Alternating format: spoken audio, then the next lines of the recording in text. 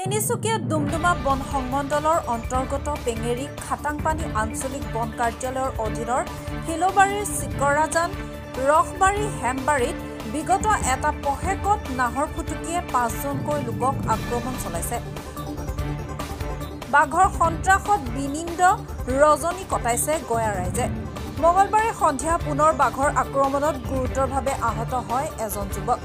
আহত পাউলুছ ইন্দুৱাৰ বৰ্তমানেও চিকিৎসালয়ত ভৰ্তি হৈ আছে।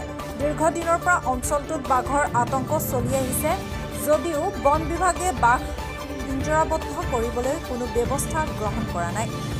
উল্লেখযোগ্য যে বিগত এটা পষকতেই ৫জনকৈ লোকক নাহৰ ফুটুকী বাঘে আক্ৰমণ চলাইছে।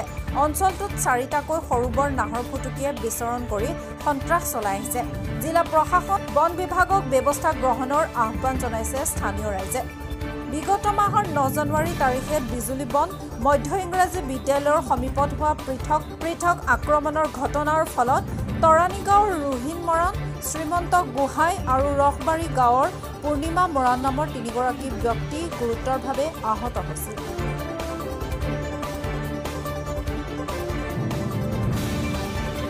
ডুমডুমা বন সংমণ্ডলৰ অধীনৰ সমগ্ৰ ফিলবাৰীৰ অৰ্থাৎ পূব দিশত অৱস্থিত ফিলবাৰী চাহ বাগিচাৰ সমীপৰ থকা চিকৰাজান ৰখবাৰী নতুন বাইথং আদিকে কৰি যিমান কেইখন ফিলবাৰী চাহ বাগিচাৰ কাষত গাঁও আছে, বিগত এবছৰ ধৰি ইয়াত বাঘৰ ত্ৰাস চলি আছে।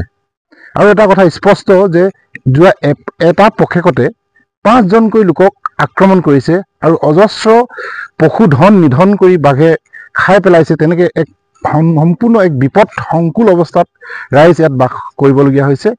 যি নাহৰ ফুটুকীয়া বাঘ প্ৰায় ৪টা সৰু বৰ ৪টা বাঘ ইয়াত বিৰাজমান হৈ আছে বিগত এবছৰ ধৰি।